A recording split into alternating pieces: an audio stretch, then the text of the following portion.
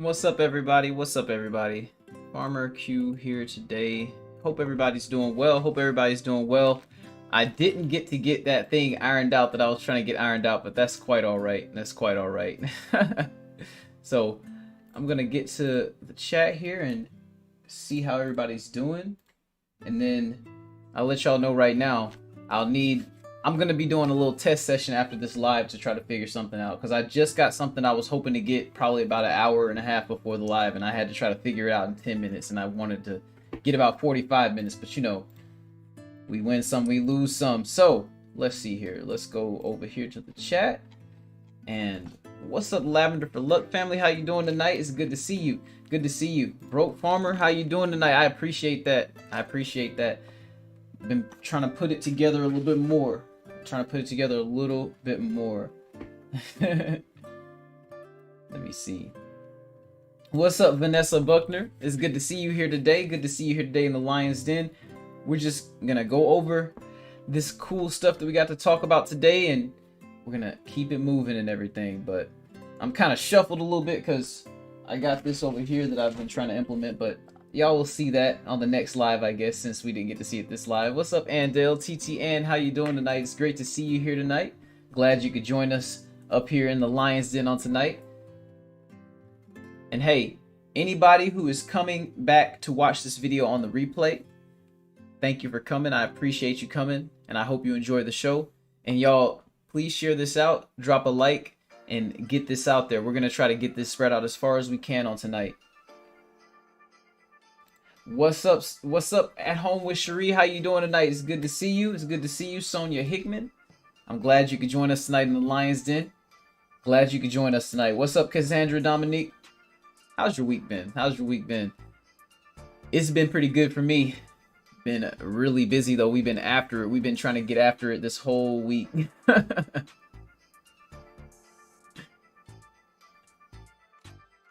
GG Natural says, hey, Farmer Q in chat. How you doing today, GG Naturals? GG. It's good to see you here in the Lion's Den. Great to see you in the Lion's Den. Making sure we don't miss nobody. Stinky Puddle Ranch. Hey, she's welcoming everybody to the Lion's Den. Hey, welcome to the Lion's Den yourself, family. Welcome to the Lion's Den yourself, along with the Mr. Stinky Puddle Ranch. It's great to see you here in the Lion's Den on today. I hope y'all like the new look and everything, because I'm gonna have the other view and everything like that too, but I'm gonna try to incorporate that view in a few other ways that we can really make that thing pop like we really want to, right? So yep. So here, let's see here. I have a video.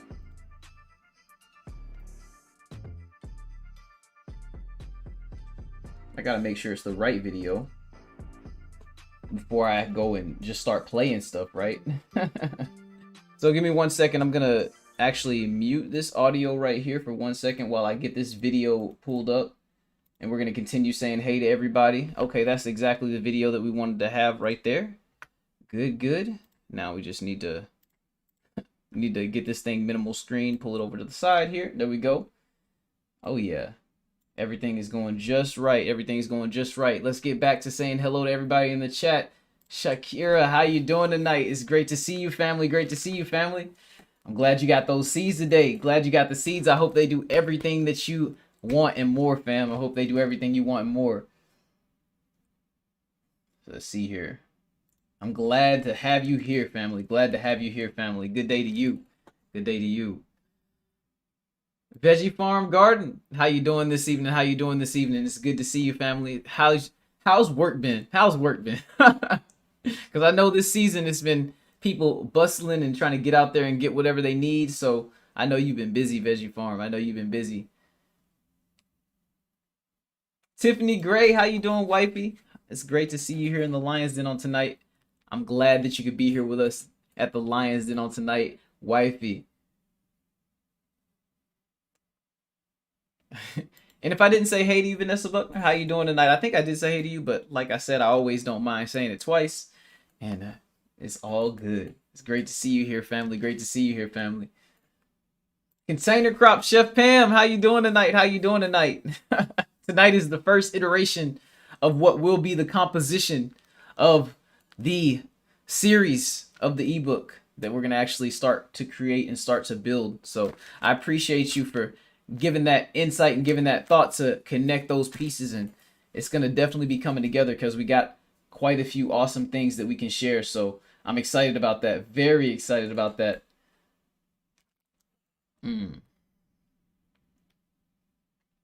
Backyard Farmer with Ashley, how you doing tonight? It's great to see you, fam. Great to see you, fam. Viola Graham, it's great to have you in here. My granny's garden. Hey, how you doing? How you doing tonight? Tasha Oshi Grows. Hey, I enjoyed that live earlier, fam. I enjoyed that live earlier. That was an awesome giveaway, y'all. So if y'all missed that giveaway, that's y'all's loss because it was an amazing giveaway. Great live. And hey, Tasha Oshi Grows is a wonderful person. So very happy to have you here. Let's see here. Halal Family Homestead. What's up with it? How you doing tonight? Great to have you here in the Lion's Den tonight. Hey, let me turn that music back up. Let me turn that music back up. We got that music stopped. We had to stop it for a second, but can't let your boy forget about that, right? It's all good. But let's see here. Uh-oh. Gardening and holistic fun. Good evening to you. Is it your first time tonight in the Lion's Den? If it is, welcome to the Lion's Den on tonight. We're just chilling a little bit before we chop it up and get into this topic that we're going to talk about on tonight. Lady Cheryl's Organic Food Forest and Products. How you doing tonight, family? How you doing tonight? It's awesome to have you here, Lady Cheryl. I hope you've been nice and busy this holiday season. I know I've been seeing you in the live streams and you've been like, hey, I'm here but I'm working, so I know that things are working well. So hey, keep that thing rolling. I'm glad that you got that holiday business rolling. That's awesome. And Backyard Farm with Ashley, is it your first time in the Lion's Den on tonight? If it is, welcome, welcome, welcome to you. If it's not, hey, that's my bad. I just want to make sure that you get a proper welcome coming into the Lion's Den, you know? Tiffany Q to you. How you doing tonight? How you doing tonight? I hope everything's going well for you. And with this crazy weather, I hope that anything that you are messing with in the garden is doing what you want it to do for you. That's all I can say about that, because it's been pretty wacky weather for everybody across this old United States. What's up, Crazy as Homestead? How you doing tonight? How you doing tonight, bro? It's great to have you here in the Lion's Den. We're just greeting everybody as they roll into the den on tonight. That's how we doing it right now. That's how we doing it right now. Let me see. Let me see. I'm almost down to the bottom. Almost down. And Andale did win in that live earlier in Tasha Oshi Grows live. So yes, that was awesome. I love to see that. Love to see that. Oh, it's no worries. That's what it is. I'm just telling the truth. I'm just telling the truth how I see it, family. How I see it. Let's see here. Okay. Okay, it's not your first time. That's my bad. That's my bad. You know, I don't mean to do that, but we all be making mistakes sometimes. But hey, like I said, welcome anyway. Welcome anyway. I'm glad to have you here with us tonight. Let's see here. This chat be getting ahead of me sometimes, but it ain't nothing but a thing. The New Orleans Gardener, how you doing on tonight? Hey, you have a blessed night as well. Hey, it's showtime. It's showtime. Hey, blow them out the water, family. Blow them out the water. I know that you got it, and you about to just give it to them. So hey, enjoy that, and I hope they enjoy you, and that's wonderful, family. C-Nog, have a fun night.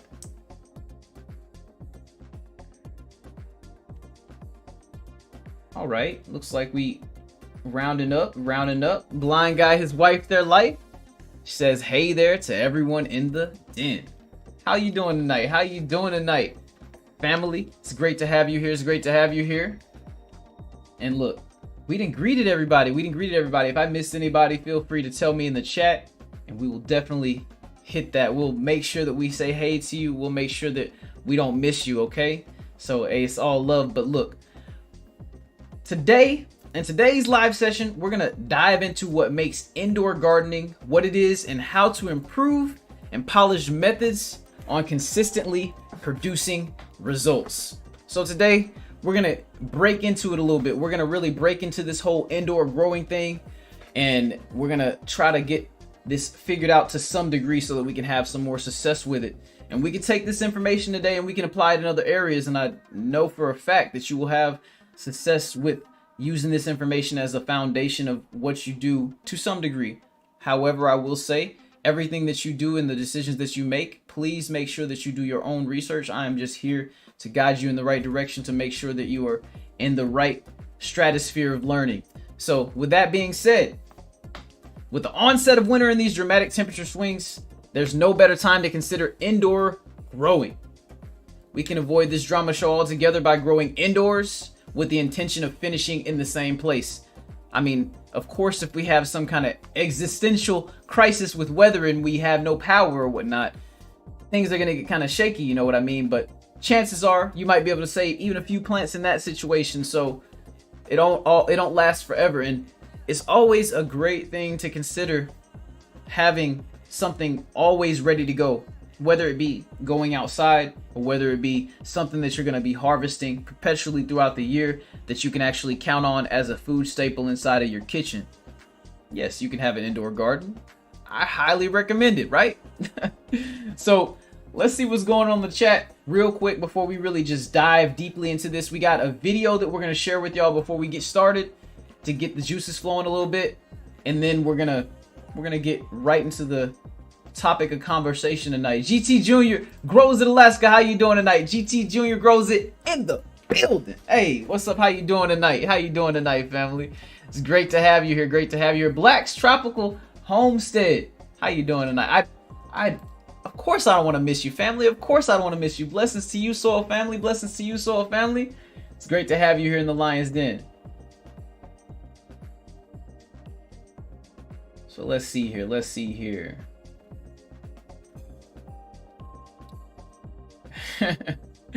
All right. So if anybody new came in, you already know the spiel, but what I'm gonna do here is I'm going to actually make this screen split a little bit, and I'm going to see if this allows me to do what I'm trying to do real quick, because I want to show you all this video. So if it switches over to the next scene, that's fine, but I'm trying to actually see the scene before I switch. So, oh, perfect. So here's what we're gonna do. We have the wrong display up on that, so what we're gonna do is we're going to go here and change this up real quick. Oh yeah, that's perfect. Okay. So y'all, we're gonna go ahead and switch on over to the next scene, and we're gonna show y'all this video real quick, and I want to give y'all a really quick rundown of kind of what the pinnacle, what the highest point. I mean, this, you could go to a higher point than this, but this is an example of what would be considered somewhat of a high point or a pinnacle in an indoor growing operation, and what it could actually produce and what it can consist of. So y'all check this out real quick. Let's see here. Let's get this up on the screen so I can see it. And then we will go. So check it out, y'all. Turn it up some.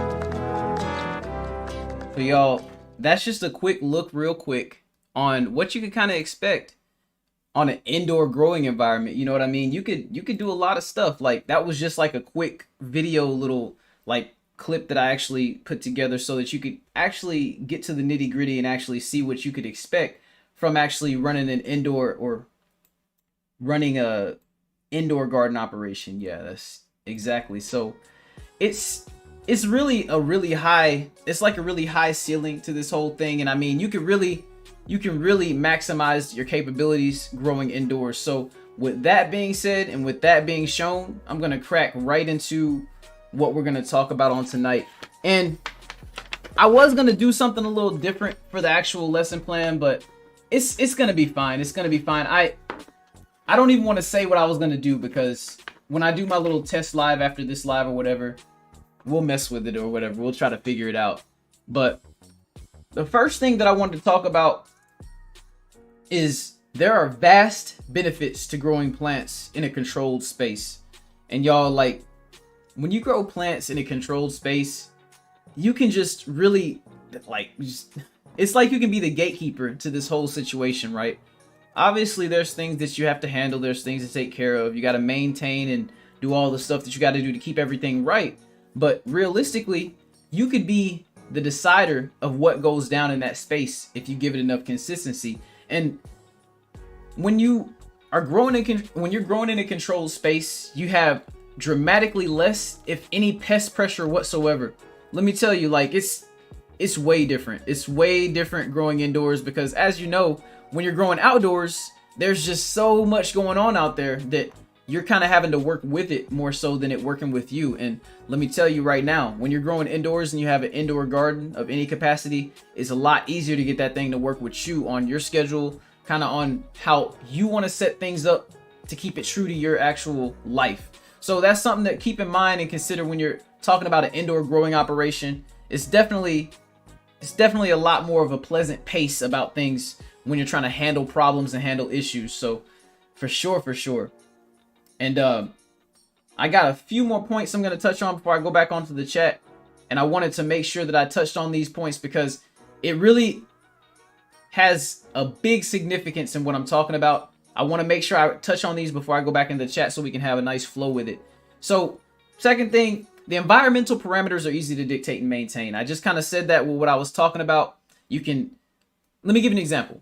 So if you have a room that you grow plants in, and that's that plant growing room, you could have an external air conditioning, you could have a dehumidifier, you could have airflow, you could have fans, you could have all kinds of cool stuff going on in that particular space. And that space is considered an isolated and a different environment, or a sub-environment from your actual main environment. And this gets even more like complex, not complex, it gets even more of a sub-environment when you actually put it inside of a tent inside of a room. So there's a lot of different ways you can do this. And third thing is plants typically grow faster because of the consistency within the environment that is created. Haven't y'all ever noticed that outside, when you have to grow plants outside, you got to deal with this little thing called weather?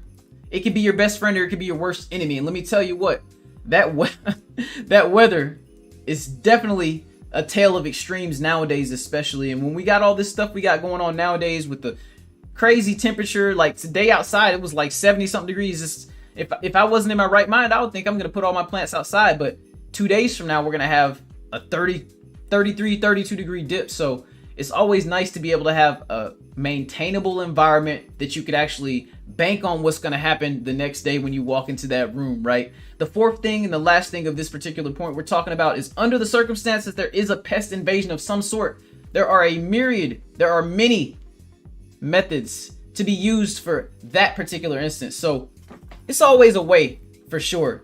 You don't have to always just call it quits. You know what I mean? Because sometimes when we're outside, we got to just call it quits for the season because it just got too bad out there, right? We've dealt with too many casualties. Now we just got to prepare for the next season, right? Well, let me tell you, if you do have a problem with a massive bug explosion, you could always just chop it all down, get it all done, clean it out, do a nice bleach spray down, and get that environment spick and span, and you'll be great. So it's always something to consider when you're talking about that. Let's get to the chat for a bit before we continue on with this thing. We just kind of touched on the vast benefits of growing plants in a controlled space. So I just really wanted to touch on that before I moved on to the next thing, because I will be going back after this live and chaptering out this live to make sure that we can have sections, just in case if you want to come back and watch this live later, you can just click on this section, you can click on that section, you can click on that section. So now that we have finished that section, I'm going to open this up to the chat and we're going to talk about it a little bit before we move on to the next section of what we have to talk about on tonight. So let's do it.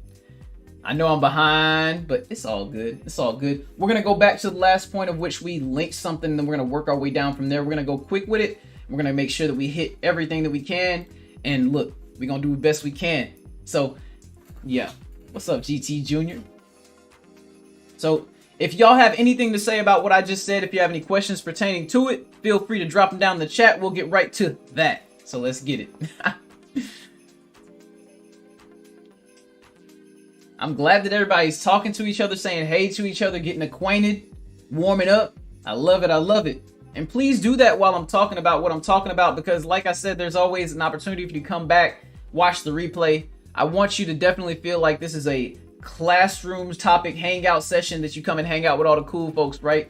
So look, you can come back to, hey, It's open. It's open for coming back to it. This stuff is going to be open, and I'm going to make it actually more organized when you come back to it. So that's all good. So Allow Family Home said, let me get to work, but I'm here for this block of instruction. And I hear that. I hear that. Hey, look, this is great content to listen to in the background. Like if you're working, if you're doing something that involves your hands, if you're trying to stay mentally stimulated, this is great content for that. And I'm going to keep it moving, keep it flowing just for that purpose too. So y'all, please do let that thing roll in the background. But yeah, I love it. I love it. So yes, Veggie Farm Garden. Yes, that is serious indoor gardening. But let me tell you something. If you were to just be at just a fifth of what they were doing, like as far as scaling, you'd be able to feed yourself, feed your family for the whole particular time that you're not growing anything outside. Because that's really our goal, right? We want to be able to feed our family. We want to be able to provide the right nutrition for our family when we don't have access to the outside, and the outside is being hard to cooperate with, and it's not cooperating with us the way we want it to do. So it's just ways around it. Just, you know. So let's see here. Let's see here. Allow Family Homestead says, I'm hungry for this education. I'm glad that you are hungry for it because it is here to give. And I'm happily going to share it with everybody here on tonight. So I'm glad that everybody is here to receive this information that I'm going to bleed. I love it. I love it. Yes, weather does fluctuate. It does fluctuate. And is it cold? Was it cold in Atlanta, Plenty? And was it cold, TCN? Like, I'm serious. It's just, it's wearing me out. It's wearing me out. Because when the temperature changes like this, one of the harder things to do is kind of figure out exactly how much we want to water outside for the stuff outside. So it's definitely a bunch of challenges that comes with it. Root Shoots and Garden Boots, how you doing tonight, family? It's great to have you here in the Lion's Den. I'm glad you could join us here on this wonderful topic of conversation that we are talking about on tonight. So it's wonderful to see you on tonight once again. Let's see here. Let's see here. I'm almost down to the bottom, actually. I'm working through this real nice and smooth. So, yeah. Allow Family Homestead said, let me get this gas. I can't even go to work, y'all. I'm scared I'm gonna miss something. Hey, that's how it's supposed to be, right? No. Like, for real. Like I said, you'll always have access to come back to it and let it play in the back again until you get it sunk on in, right? Gotta let that thing permeate, you know? You gotta sprinkle that thing, as our bro Broke says, you know?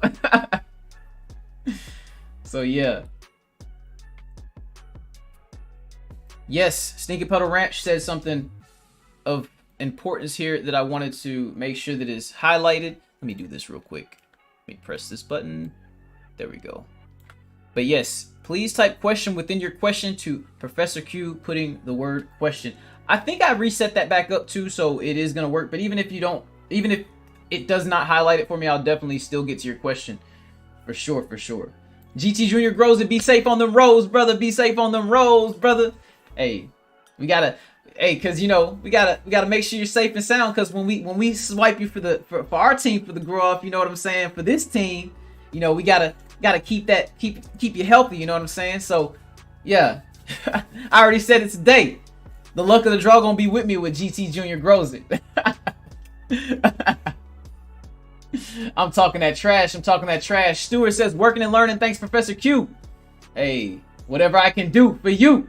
You know what it is, Stewart. Hey, how about them Cowboys 10-4 clinch their playoff bye? And if the Eagles if the Eagles lose to the Giants, they're gonna clinch the home field advantage too, right? Hey, I'm keeping up with a little something, right? How many Cowboys fans we got in the building? Let me know in the chat.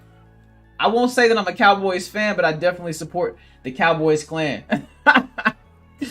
Hey, Grover Hudson says, Lioncrest Outdoors, are you ready for the grow off? Let me tell you something, Grover Hudson.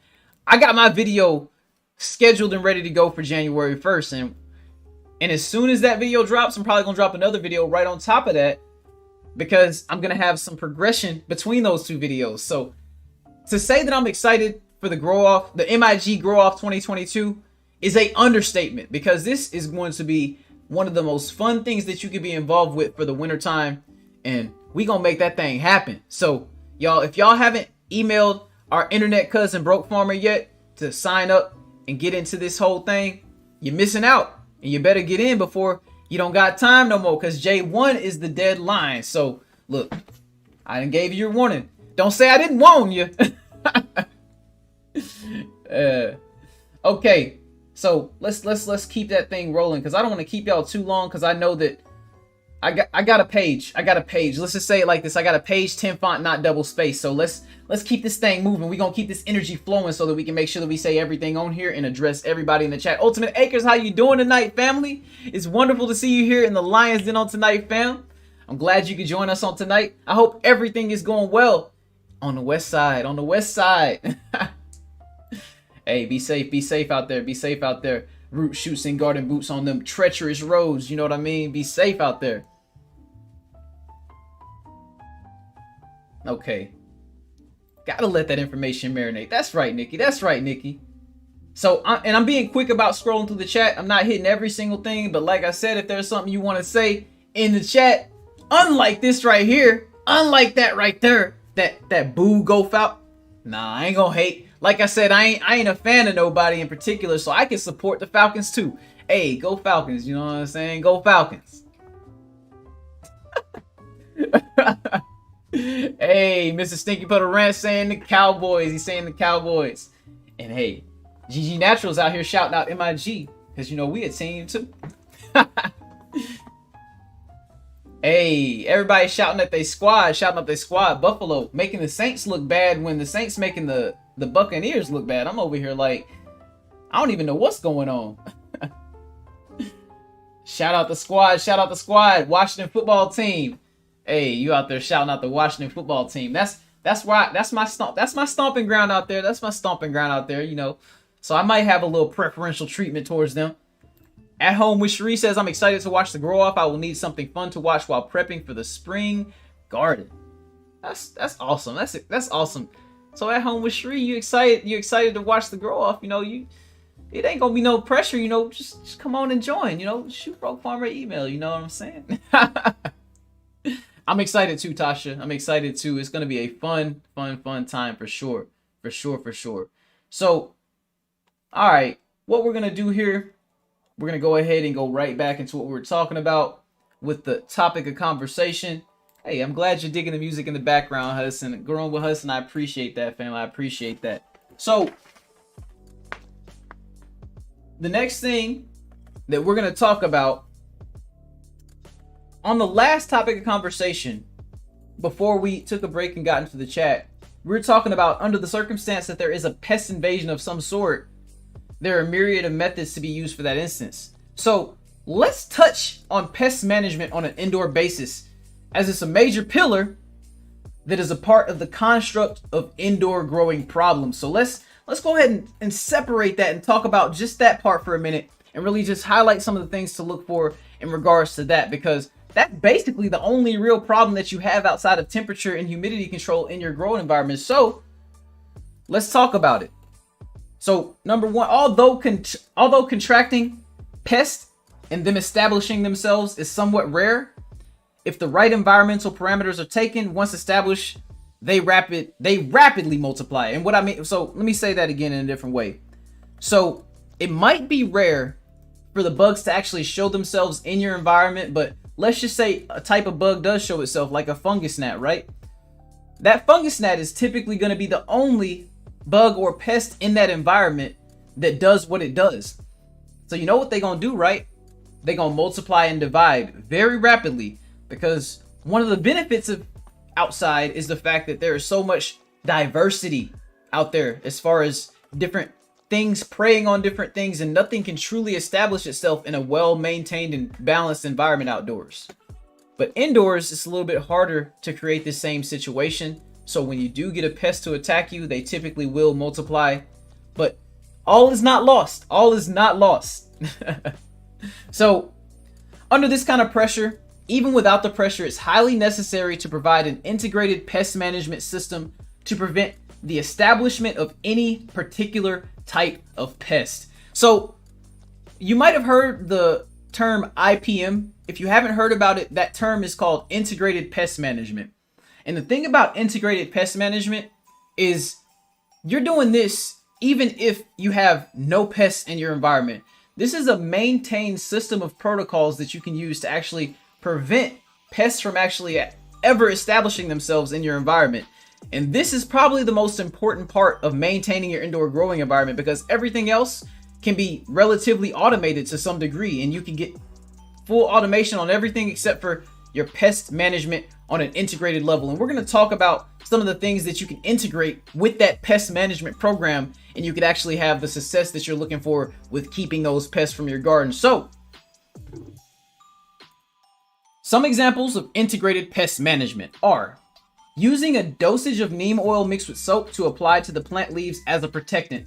You could use this in hydroponics and soil. So I'm going to start specifying where you can use what method that I'm talking about while I talk about it, because I want y'all to have the advantage of being able to do something in hydroponics and being able to do something in soil. So what I just told you about, using the neem oil and the soap to coat your leaves, can be used in hydroponics and in soil, because you're not applying anything in particular to the soil biology. So one way that you can apply that same kind of thing to soil for a long-term type of an effect is using neem seed meal and neem cake in your soil mixture. So when you're creating the mixture of your soil, you can always add neem cake, neem bark, neem seed oil, and these things are all going to have an effect on any kind of soil life that's non-beneficial inside of your soil, and it's going to ward them away. Because what neem does to these bugs, it doesn't necessarily kill them, but it inadvertently kind of does that same thing. What it does is the neem oil takes away the bug's desire to eat and reproduce. Two of which things they're solely responsible for the destruction of your garden or the plant matter in your garden. So with neem cake, neem seed oil, and neem bark, you could use one of them, whatever's available, if you wanted to actually add that, because we're talking about indoor soil mixes. And when we're talking about indoor soil mixes, you can get a little fancy with it, because when you're growing indoors, you're trying to create a unique environment. So look at some of these products like neem cake, like neem oil even, to actually make your environment better. You can use neem oil outside as well though. So that's an example of something you could use both places. Another example of something that you can introduce to soil if you're not doing hydroponics is, and this is where we start to get a little dicey, right? So introducing beneficial insects to your garden. So this is something that I did a while back. I actually had a soil mite called Hypoaspis miles that actually eats fungus gnat larvae and eats fungus gnat eggs as well. So that is a great way to combat your fungus gnat problem or any other problem of plants laying, but like non-beneficial pests laying eggs in your soil. Those beneficial soil mites will handle that. But the thing about that is too, you don't have to go straight for the soil mite immediately. There's something called BTI, and I'm sure y'all have heard of BTI before. It's like a beneficial bacteria, right?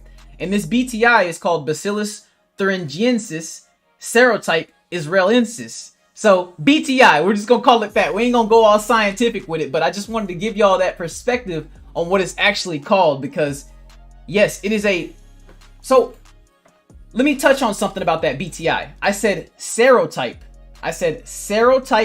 israelensis. So there are different types of BTI bacteria, but this particular type of BTI is bred for the cultivation of getting rid of and eating fungus gnat larvae, any kind of larvae that might be in the soil. So those little things that you see in the bottle, the mosquito bits, those mosquito bits are basically pelletized versions of those particular pest deterring methods. So yes. And to close, well, I got two more little bullet points on this particular point, but most examples of indoor pests consist of fungus gnats, spider mites, whiteflies, aphids, and thrips. So these are the types of pests that you would see establish themselves inside of your house. If like two of them get inside of there, they just literally create an army, because there's nothing fighting against it if you don't have your integrated pest management like your neem oil and things like that to actually prevent them from establishing themselves. So yes, and don't worry, y'all. I'm gonna definitely say hey to everybody who is coming into the chat now, and I'm gonna answer any questions because I got one more point to touch before I roll right into the next thing. So let's get it. So So, okay, the thrips. And then most often fungus gnats because of their prolific and rapid breathing with no competition. And fungus gnats, they're just so pesky and so resilient. They're so tough. Like they literally, if you don't get rid of every single one of them, they literally will find a way back to multiplying in your garden. So this is why it's really good to have an integrated pest management system. Or if you're growing hydroponically, the fungus gnats are a little bit easier to get rid of because you can actually do special things to your reservoir and things like that. But that's another lesson for another day. We're not going to get too far into hydroponics. We're just bringing it up as an option on today. So the bad guys don't compete with each other because they stake a claim on different parts of the plants typically. And so, yeah, check that out. Isn't that messed up, y'all? Like, the bad guys don't compete with each other because they're all going to a different space in the apartment complex, right? So just pretend that in your garden, every single plant is its own apartment complex. And all of these bugs that are non-beneficial to your garden, they're going to take post in a different spot inside of that apartment complex and establish themselves and be saying, "What's up, bro?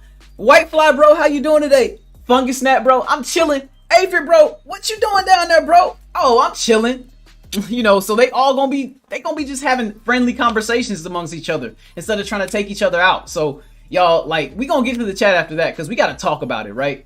So let me go ahead and go up to the last point that I talked about, and we're gonna go from there, or the last point that I linked. So yeah, yo, Gardener Twitty, how you doing tonight? They say, "Yo, Q, what up, brother?" Hey, y'all, I'm off work listening and learning. Hey, we in this holiday season for the holiday reason. Hey, what it do?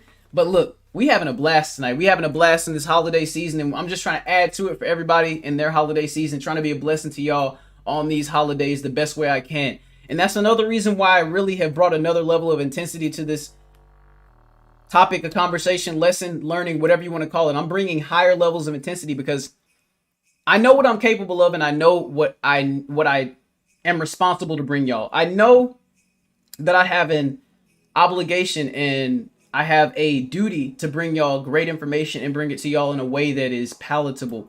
So y'all, I'm just here for the journey, y'all, and I hope y'all stick around with me, y'all. So Lavender Flux says, if Auntie Anne's video is any indication, the grow up is going to be a blast. You already know it. You already know it, fam. TT Ann kicked it off the right way today. Everybody who gets into this grow up competition should have the same energy that TT Ann had, y'all. Because if everybody had that kind of energy, we're going to be infectious to each other as far as uplifting each other and raising each other to new levels, y'all. So it's going to be dope. It's going to be dope. I'm excited about it. I'm super happy about the MIG Grow Off 2022. Let's get it. Hey, so Blind Guy's Wife Their Life says, "Sorry, y'all, I can't chat to say hi because I'm sneaking in to listen. Corey's team is Washington." So you already know what's up. You already know what's up. Hey, we got that division getting it's getting tough out there. Dallas got a little stronghold on that division, so I'll be kind of put my prayer hands up at that TV screen over there, Corey. No, I'm messing around. I'm messing around. LP, good evening. How you doing tonight? Glad to have you here in the Lions Den. We just chopping it up, talking about some of the different things that would be things to consider while growing indoors, trying to breaking down into some strategies, talking about what we could do to improve our indoor growing situation. So I'm here for it. Growing with Donnie, how you doing tonight, fam? It's great to have you here in the Lions Den. How is your indoor growing going? So y'all, if y'all haven't checked out Growing with Donnie's channel, go check it out. I highly encourage y'all to check it out because hey, she gets after it. And I'm gonna ask you this right now, Growing with Donnie. What's going on in the indoor growing environment? Because you was talking about some dope, awesome stuff. So yeah, give us just a little bit of insight, a little piece of insight in the chat so that we can have something to nibble on to go check it out on the main content family. So hey, it's great to have you here tonight. Great to have you here tonight. And Stinky Puddle Ranch just linking the membership perks. I'm gonna tell y'all right now though, I'm gonna be making some minor changes to the membership, and I'm going to be soon here opening up the Discord server to anybody who it's going to be an invite. It's going to be a gateway. It's going to definitely be checked for sure, but I want to change a few things. I want to offer some different things. I'm going to keep some of the seed stuff going on, and I'm going to make sure that y'all still have the same value, but I want to make sure that we can build the community in a positive way and keep this thing flowing in the best way that we can, because I don't want to hold anything from nobody. And the cool thing about the Discord server is I can schedule an event, and outside of YouTube. And if y'all want to come, y'all can come. If y'all don't, y'all don't. Whatever the case may be, it's a really nice platform to be able to have a space to where we can show you anything and not worry about copyright, all this other stuff. So I can show whatever video I want in there. I can play whatever music I want in there. And it's a wonderful place to be. And I'm going to open it up to everybody, but I'm just trying to figure out how I'm going to do that. So y'all just hold up. Just hold up. It's coming. It's coming. Anti-social auto cropper. So he says, don't create the environment for pests to thrive. Overwater will bring in all kinds of problems. And that's why I love y'all in the chat, because y'all will bring up the stuff that I don't bring up. And I love it. Y'all hit every weak point in the lesson, and y'all make this topic of conversation all the better, y'all. So anti-social auto cropper says something very important. If you're creating in a waterlogged environment, you're going to have a fungus gnat problem quickly. I mean, obviously, if you have a sealed off environment and the fungus gnat never gets there, you won't have a problem with it. But like I was saying earlier, if those 2 fungus gnats flew into that already wet environment, it's going to cause all kinds of chaos and problems for you down the line. So you don't want to deal with that. Y'all, take a second to drop a like down there, y'all, because when y'all drop that like, I get that spike. Hey, so I'm happy that everybody's here. And I'm just trying to get this thing pushing harder, pushing farther, because we're going to do better, bigger things with it, and we're going to bring y'all information in the best way that we know how to do it. So let's do it. Let's see. And I know I had a question earlier too, so I'm going to get to it.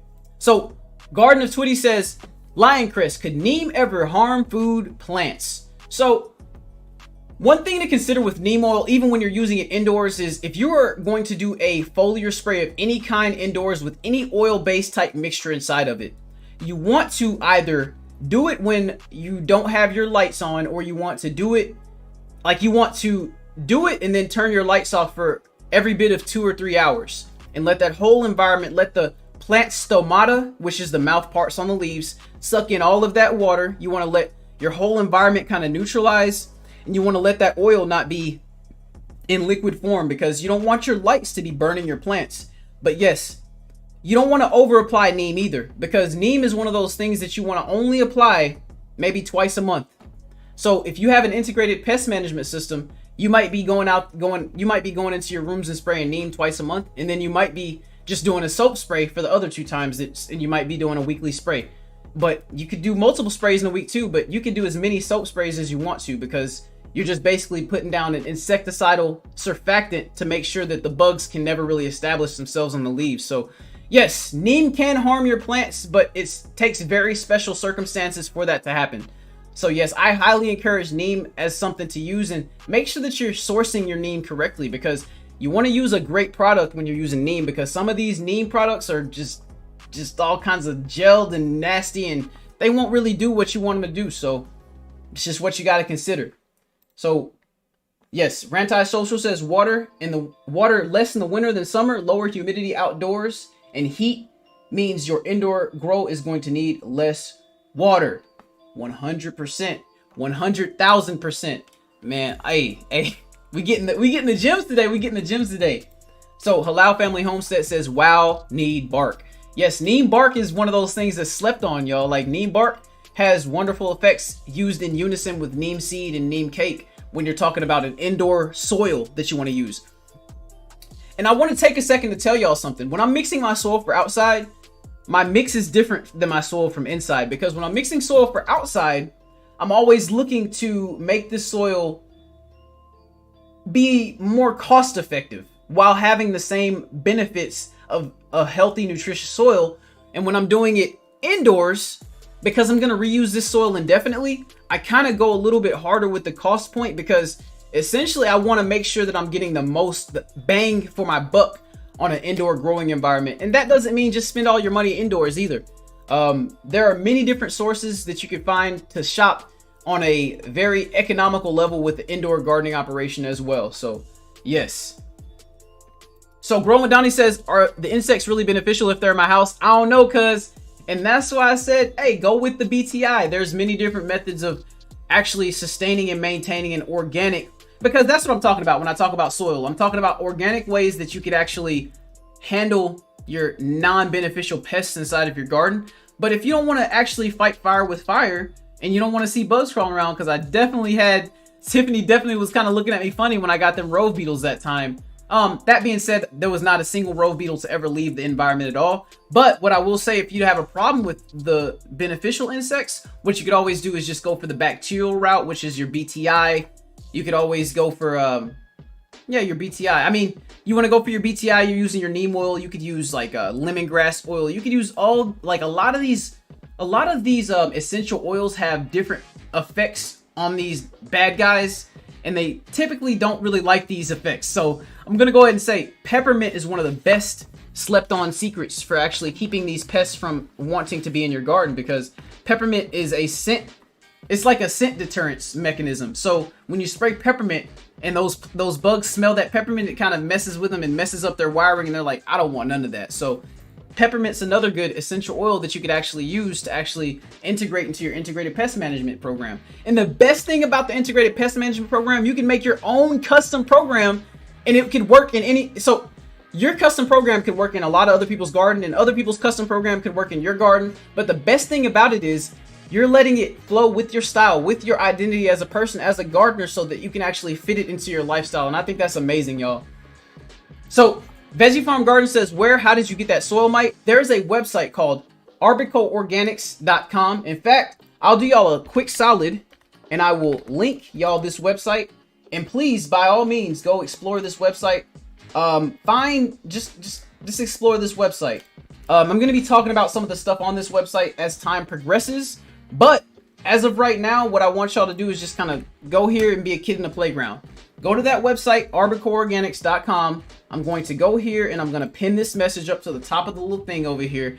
Go check that website out. It has all kinds of information about beneficial pests.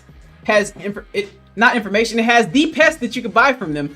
It has the different measures that you could actually spray plants that are actually organic that you could handle your pests with as well. And it has Arbico Organics is a great website for handling pretty much anything from a pest-based standpoint, and it has all kinds of other cool stuff on there too. So go check that website out. And they don't pay me, y'all. This is just how much I stand by them. It's a wonderful site. And y'all, like I said, I'm here to help. Like if I am endorsing something that I use and it's usable, I'm like, I'll just share it. And for sure, if somebody paying me something and I use it, I'm gonna share it too. But what I will say is I am not endorsed by this particular website. So we're gonna keep that thing flowing, keep that thing going. So let's see here. Gardner Twitty said, yep, heard of BTI, Bacillus speaking my language now. Hey, that's what's up. That's what's up. That's what I'm saying. You know, we're gardeners. We got our own language. So let's get away from, hey, this big word is blah, blah, blah. That big word is blah, blah, blah. Yeah, we'll ease each other through the waters. But what I will say about that is we need to have a common vocabulary that we can speak amongst each other that is at a higher level, because this is what distinguishes us as people who do this. This is what makes us be passionate about what we do. We take time to learn and understand what it is that we're trying to learn about, right? What we're trying to be passionate about, right? Because we love this, right? Because if you truly love something, you listen. If you truly love something, you learn. If you truly love something, you take in everything of the senses that is that thing, so that you can become more complete within the realm of what you're trying to achieve. So I say it. Question from Lavender for Luck. Would you recommend pouring hot water on your soil to kill gnats, etc., then plant after it cools? Great question. What I'll say about that is, if you're having a seed starter mix, I 100% recommend you do that. You boil some water, pour some water through that bad boy, make sure it's steaming and scalding. In fact, Lady Cheryl is someone who definitely talked about that before I even brought it up. It's something that I did before I saw her do it, but she was the first person I saw in these YouTube streets talk about it, and I'm sure someone else talked about it too. But what I will say about that regarding your soil that you want to plant into, if you have a soil that is great soil, but it has like some kind of bad guy in it that you don't want to be in your garden, right? What you want to do is you want to have a compost tea at the ready, right? You want to get you a compost tea ready with all kinds of beneficial bacteria, beneficial life, and biological life inside of it. Have that at the ready. And then when you water that soil, that good soil, with that hot water, and you kill everything in that soil, you'll have something to re-inoculate that soil once it cools down. So that's just something I would recommend if you're going to pour scalding hot water through your actual good soil that you're going to be planning to grow plants in, because you want to reestablish balance into your soil medium when you do that, right? So that's what I would say about that. Yes, right? Yeah. Hey, I appreciate that. I appreciate that, y'all. I appreciate everybody with the kind words. I'm just trying to add to y'all's life with every minute that we're here right now. So, am I that far behind? I can't be. Give me 1 second, because I might be so behind that I might have to just kind of jump down. So, oh, we gonna speed this thing up a little bit. Did it just get dark? Okay, yeah, my camera just got dark for some reason. I don't know why it did that, but it's fine. So we're gonna keep it going. All those little all those little fungus gnats are like hell on wheels. And yes, you understand. Anti-social autocropper, you understand my heart. You understand my soul. Fungus gnats are the devil. And I'm sure a lot of y'all also understand this as well, because y'all have dealt with fungus gnats, and I've seen that over my last year growing with y'all. It's just fungus gnats are something that we all are trying to get a handle on, and let me tell y'all, I don't got no fungus gnats in my growing environment right now, so I'm doing something right? Yes, they are. What's up, Brampton Gardner? How you doing, Rochelle? It's great to have you in the Lions Den on tonight, man. It's great to have you here tonight. You know, we're just chopping it up, talking about what we got to talk about tonight, and yeah, we gonna get through this thing. So, Anti-social autocropper says, I reuse my soil, and after the first run, they are gone though. No overwatering. Boom. So, once your soil really establishes itself too, a lot of the diversity within your soil is gonna make sure that pests don't really get a chance to establish themselves. If you have a really good soil base that you mix and that you renew and you reestablish all the time, those bugs aren't really going to have much of the non-beneficial bugs aren't going to have much of a chance in that garden. But let me tell y'all something that y'all probably don't want to hear from me right now. If you have really good soil indoors, you're going to have soil mites inside that soil. So rove beetles are bigger. Rove beetles are like literally, I'd say, probably about that big. Rove beetles. But rove beetles, you have to add those to your actual environment. But the soil mites, those soil mites are just... Have you ever looked really close at your soil and seen little white dots and little red dots moving around? Yeah, those beneficial soil mites is helping break that stuff down. And some of those soil mites actually prey on fungus gnats eggs. So, great stuff right there. Great stuff. Okay. G Mama Grows, how you doing tonight, family? I'm getting down in the chat. I'm catching up. And thank y'all for talking to each other and stuff like that, because it helps me catch up. So, Donnie, I'm happy to hear that, fam. So Donnie says, it's going good. Working on that update video for y'all. Stay tuned. Definitely will stay tuned. Excited for that. Hey, so Rantai Social Autocropper says community chat would be sweet. So we're gonna definitely work on getting that established. What's up, Tammy? How you doing tonight, family? Tammy family, how you doing tonight? It's great to have you here in the Lions Den. It's great to see you another day in the Lions Den. So juicing with Jay, bro. That sugarcane juice you made was so good, bro. Hey, props. And your daughter looked like she really enjoyed making that right alongside you. So look, I can't wait to have those experiences as time goes on. I don't have any children myself right now, but we plan on it, and it's gonna happen. And they're gonna be following me around like little ducklings for sure. So this is a gem right here. Nikki from the Everyday Life and OCD chick says watering from the bottom definitely helps to control a lot of those fungus gnats when growing indoors. 100%, family. Gardening and Holistic Fun says, thank you, Farmer Q, for helping us that needs help. God bless. Hey, God bless you too, family. God bless you too. I'm just doing what I have been called to do in this earthly plane that we walk upon. Oh yeah. Spike it. All right. Hey, thank you. Oh, I clicked my own PayPal link in the chat. Look at me. Whoops. Let me 1 second. Okay, we good. All right, we good. Thank you for linking that Stinky Puddle Ranch. Thank you for linking that Stinky Puddle Ranch. That was kind of a tongue twister for a minute there. At Home with Shree says, I'm glad I haven't had any of those bug issues. I don't like using neem, so glad I haven't had to deal with any of that while growing indoors. I hear that, fam, and let me tell you, neem, I use neem indoors like if I really have to, but what I like to do is I like to use the benefits of the saponic or the soap-like properties of Dr. Bronner's soap, because usually when you're spraying that soap-based stuff, you're getting rid of the pest on contact. Any of that stuff that the pest hits, it suffocates them and they can't breathe through their skin anymore, and that causes them to fade at that particular point. But the larvae is what we have to deal with inside of the soil, and let me tell you, the soap doesn't really hurt the larvae like that. So you got to find the right balance of essential oils to attack those larvae from that standpoint. Or you have to introduce rove beetles, make sure you have the positive soil mites in your soil, because ironically enough, a lot of this stuff that would actually, like a lot of these essential oils and stuff like that, they don't hurt the beneficial mites. This is the craziest thing to me. It's like all the approaches that we have that are organic that help the garden, most of them anyway, it's really good because they don't have a negative effect on your beneficials. So I'm like, hey, come on with it. Come on with it. Yes, the smell of neem. It's an acquired smell. I'll say that for sure. I'll say that for sure. So Nikki says adding rocks on top of the soil is a great tip. 100%.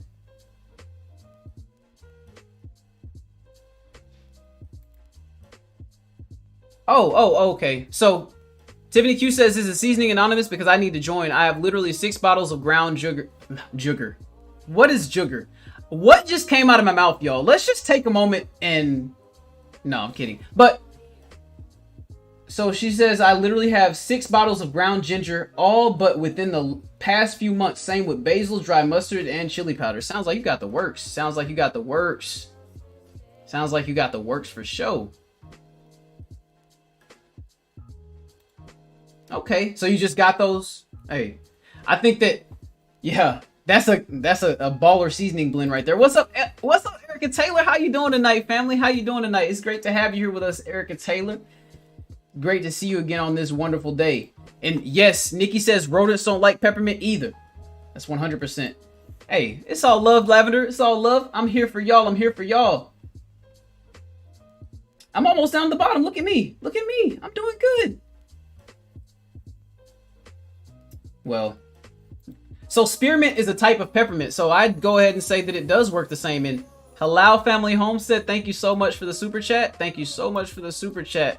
I appreciate that. She says that you're a blessing, Professor. And I'm going to link that when we get down to it. But y'all, I appreciate that. I appreciate that. Not y'all, but Halal Family Homestead. So, Rantai Social said fans in the grow are crucial as well. Some plants don't like the direct airflow, so deflect off the wall and set them up in the same direction. Oscillator type are great for small spaces too. Add carbon dioxide.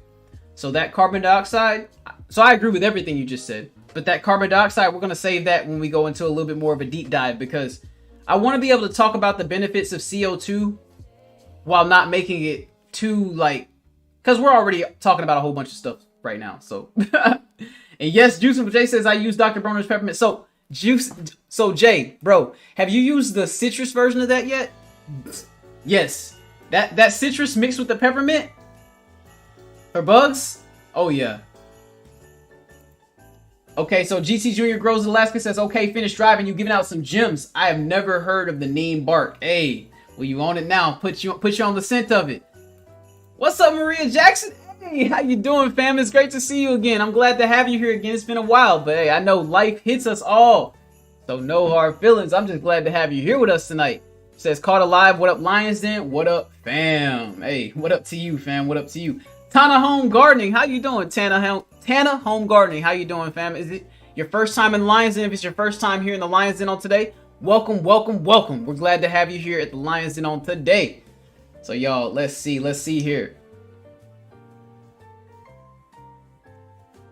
Hey, I know you're talking to Gardener Twitty, but yes, making our own essential oils, that's goals right there. Gotta get the herb game up though. Gotta get the herb game up. Gotta get it up. So, Rantai Social Autocropper says, try to set as many of the 9 parameters to plant growth as possible. You coming with the heat tonight. You coming with the heat tonight. We know. Hey, we know that you got the heat though. We know you got the heat, so you gonna bring the heat.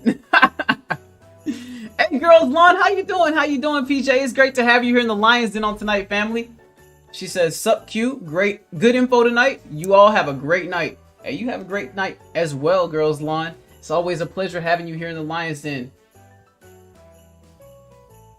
Okay, so we getting on down. Cooking with Dorsta. How you doing tonight, family? It's great to see you. It's great to see you in the Lions Den on today. You know, we just talking about indoor growing strategies and things to consider while growing indoors. So I'm glad that you could pull up a chair in the Lions Den and share this meal that we're partaking in. So let's see here. Yes, girl, Donnie. So that's why I said it's acquired smell. I didn't like it when I first started using it, but then after a while I was like, yeah, that's the smell of that hard work right there. That's that hard work. Oh man. Okay, exactly. Blind guy, his wife, their life says, I agree. Acquired smell. So yes, there we go. Just linking the super chat from our Halal Family Homestead. Oh, I had to make it a little bit bigger so you can see the whole thing. Super chat on the bottom.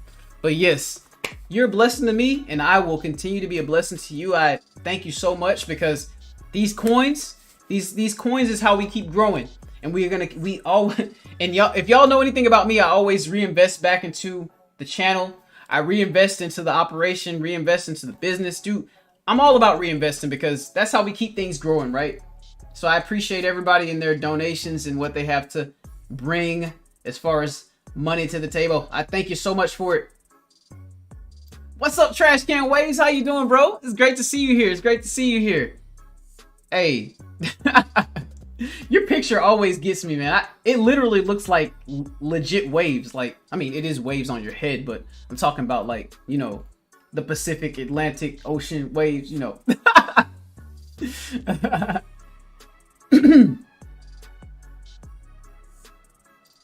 So, Tiffany Gray says, I like Dr. Bronner's peppermint, but it makes me sneeze. Hey, you know, you give some, you get some, right? You give some, you get some, right? The smell is intense, though. The smell is intense.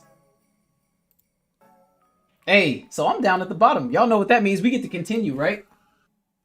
So, all right. Oh, let me get something back up there. We're gonna keep something up there because that black line up there, we got to keep something in that box. So,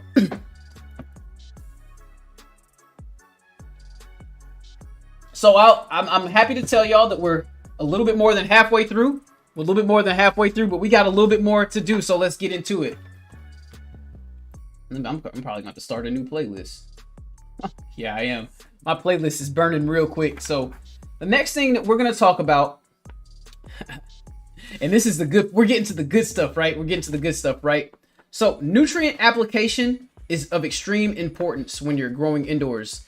It's definitely important outdoors as well, but outdoors, it's a little bit easier for that kind of a thing to stay in balance. You're adding things to your soil outdoors as well, increasing that bank account.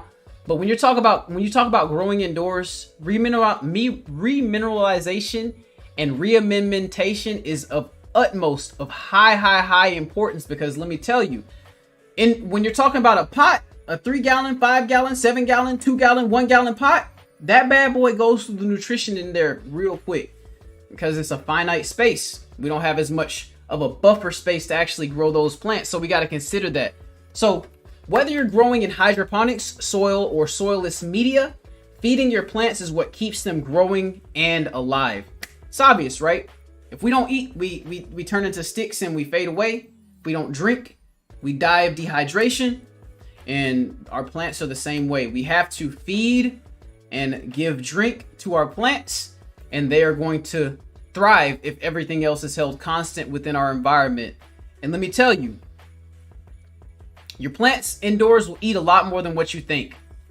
Obviously, you don't want to burn your plants, but what I will say about that is if you ever have a concern that you're going to burn your plants, just like Chef Pam kind of got this advice from me, I'm going to give this advice again.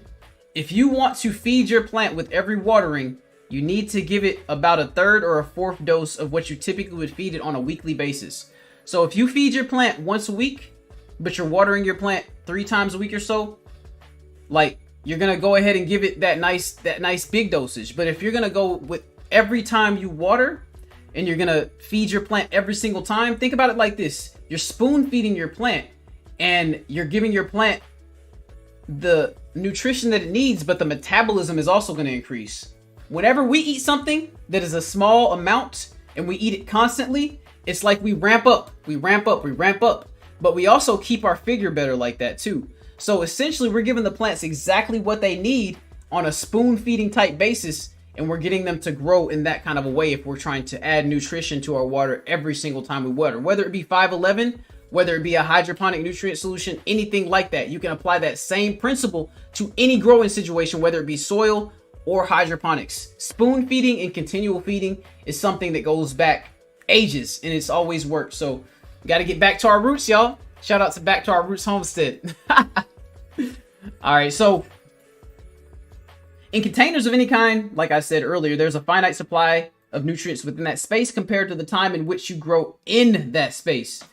And I put in parentheses, you have a smaller bank account balance. So you got less money to work with from the onset of things because you're constricted. When you don't, let me put it like this. When you got that college checking account, you might have limits on that account. And when you got limits on that account, you got to make things work a little bit differently to make sure that you can get to where you're trying to go. And let me tell you, pots, you know, if you're going to have any plant inside of a pot that is like 3 to 5 gallons, for longer than 4 to 6 weeks, you're gonna have to add something to it. Obviously, you know, you have not all soil is created equal, and you can start with some soil that might actually be able to maintain plants longer in that same small space. But you want to add to that bank account before it runs out, because once that bank account runs out, you already know where you're at. Then you're having to fight twice as hard to actually catch up. And then sometimes when you're fighting twice as hard to catch up, your plants ain't gonna like that. You're creating an environment that's not natural. You're overwatering. You're inviting the pests back in. So these are all things that we got to consider when we're talking about nutrient application inside of our garden.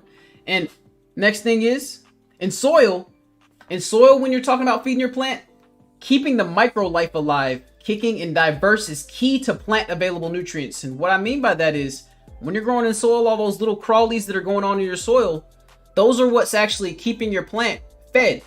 And let me tell you about this, and I know this is my next point, and because I wrote these notes, my mind is naturally just kind of going through the notes without me looking at it. But what I will say, because I want to say this, is when you're talking about your microbiology feeding your plants, it's a synergistic relationship. So what you have is your plants. So what you have is basically your microbes inside of your soil, they poop, right? So when those microbes poop, something eats that poop, and the plants, they eat that poop. Sounds crazy, right? Or I'll call it excrement. The microbes, they excrete things, and the plants eat those excrements. But what happens when those plants eat those excrements? The microbes, through their excrements, tell the plants what they need to survive and thrive as well. And then certain processes happen which allow the plants to actually release sugars into your soil to feed the microbes, which in turn keep the soil going. I don't know if y'all saw earlier, I saw a video that Micro Farmer actually released this video probably like yesterday, I think. He was talking about how sugar makes nitrogen break down faster inside of soil. So it's not like the sugar itself makes the nitrogen break down faster in the soil. It's the microbes that are eating the sugar, that are using the sugar as fuel to break down the surrounding environment inside that soil. So it's a process that is happening. And by adding sugar to that soil, Micro Farmer was essentially like substituting plants for the wintertime, because you can't grow plants in the wintertime that are going to give sugar to the microbes. So basically, Homer, he was putting sugar on his soil to substitute in place for the plants and feed those microbes through the wintertime and keep that soil warm. So some of these methods that people do might not seem so traditional and typical, but they have massive methodology and massive thought behind them. So y'all got to consider what people are doing and think about what makes up what they're doing, right? So in soil, microlife is, and I just said this, in soil, microlife is fed by the roots of the plant, and the plants are fed by the excrement of those same said microbes. It's a synergistic relationship. This is why amendments break down over time and typically do not cause overfeeding issues with soil. I'm going to say this again. typically do not cause overfeeding issues in soil. And that's because those amendments that you put inside the soil are not immediately plant available as soon as you put them inside the soil. The microbes have to break them down via the sugar that is provided to the microbes from the roots of the plant. So these are things to be thinking about when you're adding your amendments, when you're top dressing. And when you top dress, you add mulch so that the microbes can make their way to those amendments easier. And this is a beautiful process that all ties together. And it's so beautiful, y'all. It's so beautiful. Indoor growing is an art. Let me tell you, it is an art, y'all. So let's see here. So, okay. So I'm going to give y'all a good reference. I'll leave the link in the chat. Not the chat. I'll leave a link in the description after this video. But a great reference to get deep into a deep dive about microbes and improve your soil game is Teaming with Microbes, the Organic Gardener's Guide to the Soil Food Web, the revised edition. And like I said, I'm going to leave the link inside of the description and all that, because it's a great book, y'all, and it's a great entry-level book into understanding the science inside of the soil. And y'all, like, it sent me on my pathway of learning more and more and incorporating more into my garden. So I can't ask for more from it. So it's given me a lot. So I shared it with y'all right then. So before we cut into the last part of what we're going to talk about, which is the hydroponics aspect of nutrient application, we're going to go to the chat. We're going to talk about it a little bit, and then we're going to finish it on out. So let's go into the chat and go back to the last point of which I was highlighting, and then we're going to go from there. Okay, we don't got too much. Perfect. So, hey, no worries, Trash Can. No worries, Trash Can Ways. I appreciate you being here, bro. Appreciate you being here. All right, Garden of Twitty. Much love, much love. Got to spend that quality time with wifey. Got to spend that quality time. I'm so happy I was able to add some insight, add some knowledge to you today, and I hope that you got something from it. And I got nothing but love for you, bro. Peace and love to you too. Tiffany Q to you says, I appreciate you teaching me something new and getting me through cleaning these cabinets. Hey, that's so awesome. I love to hear that. I love to hear that you're listening to me as you get things done, because that makes me feel like my voice is adding to the productive pot of what it is to be productive, right? Maria Jackson says, I have to watch from the beginning since I'm cruising into a break. I feel that. I feel that. Thank you for catching it at the beginning. Thank you. Thank you. It's going to be nice to get that rewatch, and I appreciate you coming tonight. I appreciate that, fam. All right, juicing with Jay. Okay. Growing with Donnie says, what nutrients do you recommend for hydroponic growing as natural as possible? We're going to get to that.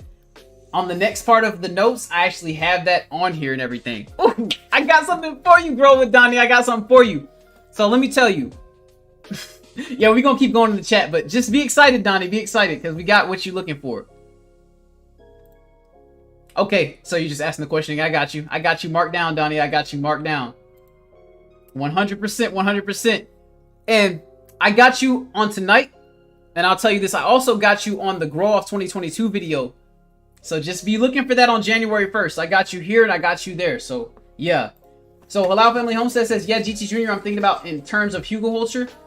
I know the spelling is off. We got you. We got you. Hugelhulture is awesome. Hugelhulture is so good for outdoor gardening because your watering requirements go down so low after a few years of actually having those logs in the soil. It becomes epic. It becomes amazing. And I definitely want to get into some hugelhulture in the coming years. Maybe not in my backyard space that I'm at right now, but when we get a little bit more space, I'm definitely going to be making a embankment of buried logs. Like, it's going to be something serious. What's up, our Okie Homestead? It's great to have you here in the Lions Den on tonight. I hope you're doing well on today. I hope you're doing well.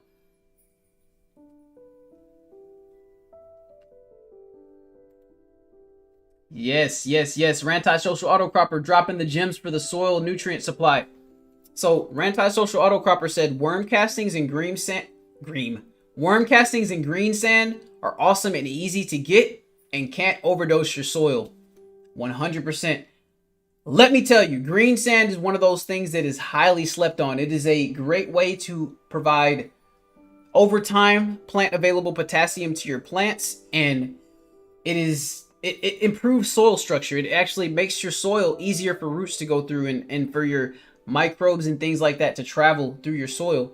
And worm castings are literally nature's amendment. Let me tell you, like, worms naturally inside of their intestines and their digestive tract have, like, they have literal calcium inside their digestive tract. And when they digest things, they encapsulate things inside this, like, pill of calcium, essentially, that is your worm casting. And as that worm casting breaks down, it does not burn your plant. And it also is a very good way to make sure that your soil is nutritionally filled with your bank account. So 100%. Broke Farmer said soil poop. Yes, micro poop.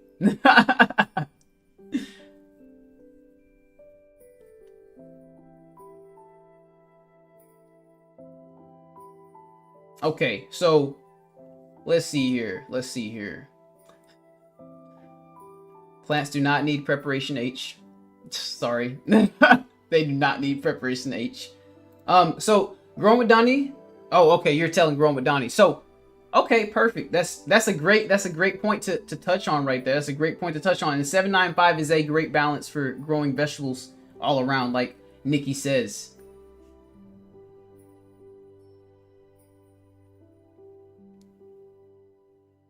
I'm getting behind. Okay, so Tiffany QDU says, my observation was garden soil kept my plants happier. I switched to potting soil to lighten the weight on the roof. My plants were mellow yellow. I fertilized, but it didn't seem to help much. Yeah, you know, when you're growing outside, planting mix inside of pots with a little bit of extra aeration typically would be your best bet, because the sun and the lack of humidity outside is going to cause you like all kinds of issues. It's going to cause you all kinds of issues with lighter soil mix outside. So when you're doing outdoor soil mixes, even when you're in pots, you want to create a heavier mix that still allows aeration and still allows the porosity to allow water to push through that medium.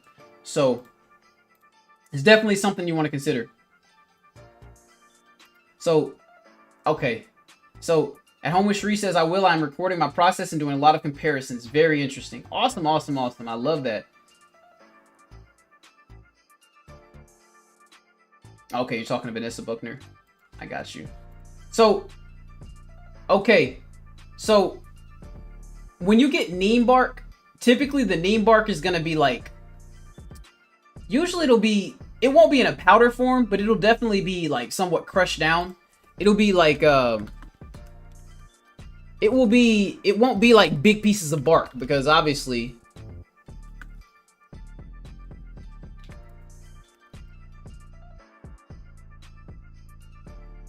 you know, actually, you know what? I think Broke might be right. So I've actually in the past seen neem bark as like broken up pieces of bark, but on first glance, I can't actually find that particular product. So if you find neem bark, make sure that it is labeled for plants, and make sure that you follow whatever directions they tell you, because you don't want to, if you get a powder of some sort, you don't want to overdose anything. And that's my only worry and concern with a powder. But yes, Broke, definitely good looking out. Appreciate that. Appreciate that. So Anti-Social Autocropper says, blackstrap molasses is a great microbe feed at 1 tablespoon per gallon. Use it in the fruiting stage to boost the microbe energy to get the sugar the plant produces on its own. So, and that's a good point, Anti-Social Autocropper says. So when plants enter the mature fruiting phase of their life, they typically do at the end of the season what's called putting the microbes to sleep. And basically what that is they take all the sugars in for themselves. So when your plants hit the fruiting point of their growth, sometimes it's all the time, it's great to add an additional sugar source to your soil to keep those microbes awake and alive. Because when your plant is in the beginning stages of its life, when it's in the early stages of its life, it's producing all kinds of sugars from its roots. It's making sugar because it wants to get food from the actual surrounding environment. So when it gets bigger, it doesn't necessarily need more food, but it needs sugars for the fruit to actually finish the fruit. So then it starts to cut into the supply of the microbe sugars, and you want to make sure to keep that thing in balance. But yes, that is an awesome book. So I'll touch on this before I get into the hydroponic section. I know this might help you out growing with Donnie because you grow hydroponically. So you're talking to GT. Okay. So, well, if you don't mind me interjecting, I know you asked GT, but when you're talking about hydroponics, any kind of, so it's best to find some kind of nutrient mixture that is going to be four parts calcium and 1 part magnesium. That ratio is literally like the golden ratio for plants. You always want to have 4 times as much calcium as magnesium inside of your medium. And the nutrient type that I'm going to talk about in the hydroponic section when I get right to it after this is gonna give you a brand that has already that golden ticket ratio in it. So yeah, and actually I could actually go grab it and show you. So when I get into that part of the topic or whatnot, I'm gonna go grab that particular nutrient blend that I have and I'm gonna show it to you so that you can actually see what I'm talking about as far as the ratios of the calcium to magnesium.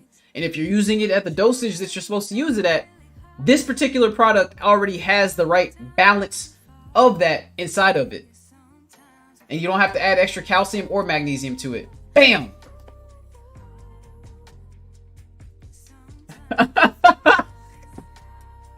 Oh, my love. I love you. I love you. So Tiffany Gray says, our quality time will be finishing Jane Eyre after this. So let me tell y'all something. Tiffany Gray loves to have me sit there and watch chick flicks. I'm gonna have to find some movies to have us watch together that's gonna be my cup of tea. We watching this Pride and Prejudice and this Jane Eyre and all this stuff, and oh Mr. Jane, I love you so much, Mr. Jane. Mr. Jane. Like what? Come on now. No. I'm playing.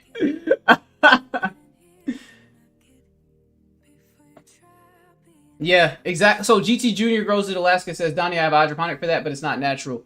So the product that I'm going to show you, and I'm going to tell you something. When you talk about hydroponics, you're walking a tough line trying to find something that is like organic. What I will tell you though is it's natural. Like what they use inside of the products are natural. And I've eaten stuff from the product. I've eaten stuff from the hydroponics that I've grown, and it tastes wonderful. Didn't cause me to have any problems or anything like that. And yeah, I mean, obviously I eat a majority of soil grown stuff from my backyard, which is completely organic. But like when I'm growing stuff indoors, if it's not grown with soil and I grow it hydroponically, I'm still gonna eat it. In fact, I'm gonna eat the crap out of it.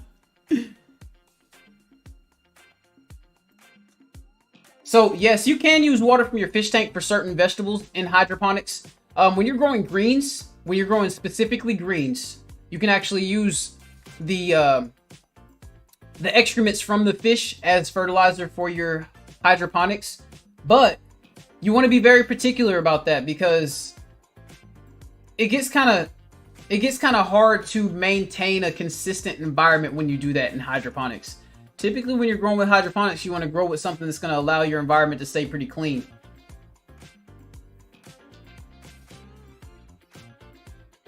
GT Junior Grows in Alaska. Hey, that raw line with the powders. So, like I said, that raw line with the powders is not organic, but it is natural. And what it creates is organic. Let me tell y'all something. Hydroponically grown vegetables are organic. Like, and I'm not going to get into this whole labeling battle thing, but anything that can break down and decompose is organic. Like, this whole marketing thing that these people have pretty much put us through and subjected us to like a misrepresentative understanding of what is, it really is a problem. And we need to start to get to the nitty gritty and debunk some of these myths about what it is growing different things. Because let me tell you, I would much rather eat my hydroponically grown green or tomato than anything that I buy from the grocery store. Let me tell you what, for sure. Thank you so much, moderators, for linking everything that you're linking throughout the live stream. I appreciate it so much. I'm not meaning to click on the links, but I appreciate it. Let me see something. So yeah, so my links do show up inside of this, but before when it wasn't showing up, that was a problem that I messed up or whatever last time, but it's okay. Tiffany Q, did you send me another package? Because I got We got the opal, we got the basil seeds. We got that. We got that. And we have the seeds, like, and stuff. But if you sent us something else, we definitely need to, go check the P.O. box.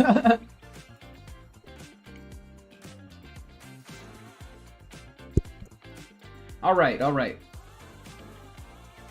Let's see here.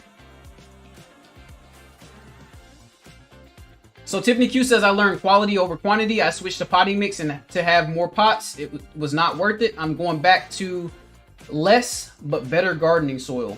I feel that. I feel that.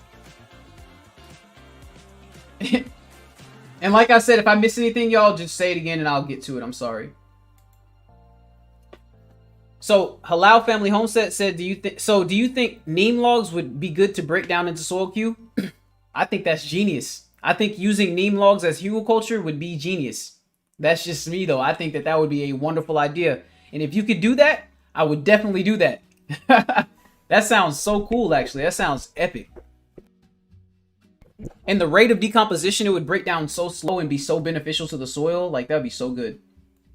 So Tiffany QDU says, is that why my mom watered growing summer squash with sugar water? Because it helped the soil so they stay sweet? Well, it doesn't necessarily help the stuff stay sweet. It doesn't have anything to do with the actual, like...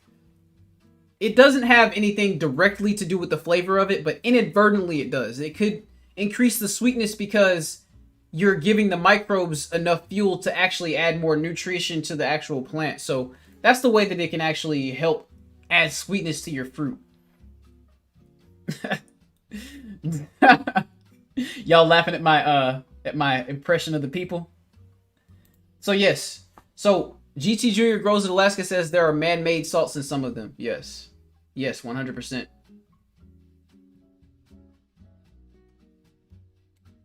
So Growing with Donnie says, I mean, I have to, and right now it's all that Miracle Grow solution. So I'll tell you what, I can get you off that Miracle Grow solution, though. I'll tell you that for sure.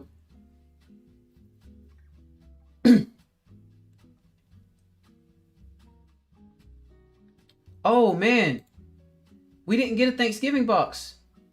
We didn't get a Thanksgiving box. But I will definitely go check that out and see if they got it in the mail or something, you know. But I'm almost down at the bottom. Y'all. We're gonna continue with the last part of the lesson and we're gonna close it out. Y'all, okay, so I'm actually happy with this live because this live has gone past the hour and 30-minute mark. We've kept a consistent flow of conversation. And y'all, I'm gonna give y'all a quick glimpse of what this notes page looked like. Just give y'all a flash of it. Y'all see that? That's my notes for the day. That's my notes for the day, y'all. So, just wanted to give y'all some perspective of why this is taking a little bit longer than usual. But I'm happy with it. I'm happy that we're getting to spend more time. We're getting to learn a little bit more. What's up, Goddess Leo? How you doing tonight, family? It's great to see you. It's great to see you. Oh, okay, so Growing with Donnie says, I'm not against eating the food I've grown hydroponically, just trying to make it even better. Well, I got just the thing for you. I'm over here talking this stuff up so hard right now.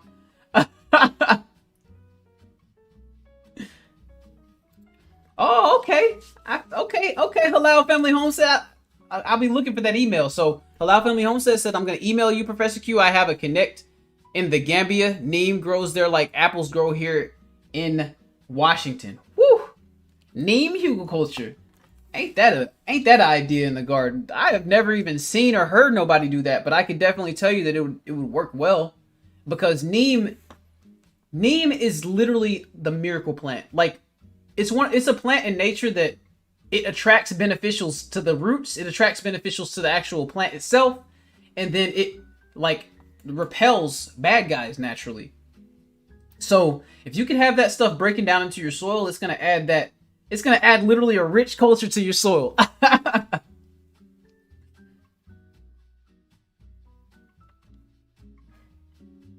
So Veggie Farm Garden says, I bought the Blue Planet nutrients. I'm thinking about maybe just trying to clean the pump more often. So I will tell you that cleaning the pump on a regular basis, I'd say once every 2 or 3 months is fine. But if your nutrients are clogging up your pump, I think that we should probably look into a different nutrient line for you. And I'm going to show you some different options that you have on tonight. So no worries. Just sit tight. We're almost to the bottom here.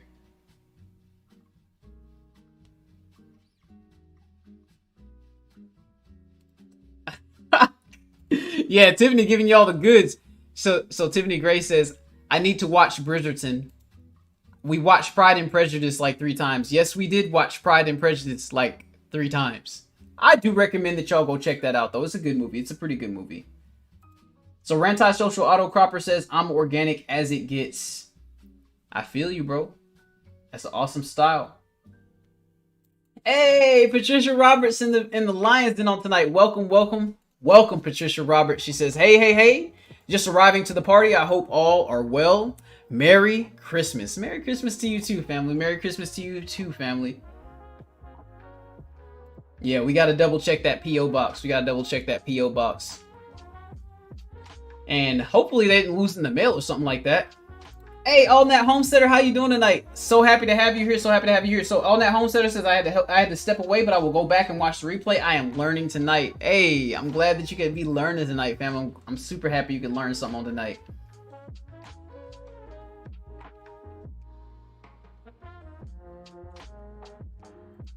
So Rantai Social Auto Cropper says petrochemical ingredients in media grow and all Monsanto products release heavy metals into your soil. So this is a big reason why I even say this. Not all hydroponic nutrients are created equal.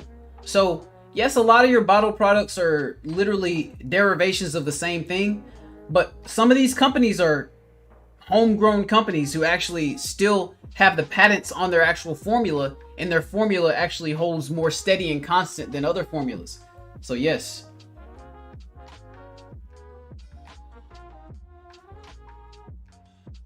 Appreciate that Stinky Puddle Ranch. She says, this live has been absolutely brilliant. Thank you for being so passionate.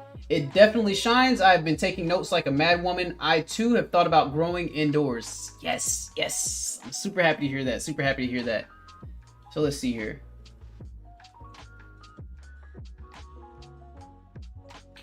Okay, I got you, Tiffany Q. We'll look into that, and we'll try to figure it out, and we might be able to actually get it. So, Tiffany Gray says, question from a friend, is her first winter. I have 2 suffering plants out of 50, and that's after a month of neglect. Thought I heard not to during winter. Oh, okay, so the watering. Okay, so yeah, you still need to water in the wintertime, but you definitely need to make sure that you're just watering less. You need to make sure that you can actually keep the soil moist, but don't keep it so moist that your environment actually starts to increase and spike in humidity.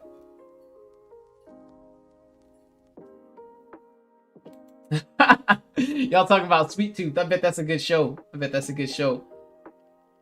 So, Rantai Social Auto Cropper says, synthetics just make plants look insane and incredible for pictures and videos. It makes me wonder sometimes. LOL. Yeah, like, well, you know what, Rantai Social Auto Cropper? I actually do have a theory, and I think that this theory is actually being proven by very talented growers out there, like all around the world. But what I will say though is, I do believe that through organics in the right situation, you can produce plants that are just as strong, if not stronger, than synthetically grown plants. But to do this indoors is very hard. You need to have a no-till. Thank you so much, T-Nog. Thank you so much, Miss Linda. I appreciate that $10 super chat. I appreciate it so much, family. But yes, just being able to have a no-till environment. So if you have like a 20-gallon pot indoors, and you could actually keep that pot going for, I'm talking about like 6-8 cycles of growing, and then you keep adding amendmentation to that thing, I'm gonna tell you right now, I have had I've done some crazy stuff in a 20-gallon pot. Let me just say that, Rantai Social Auto Cropper.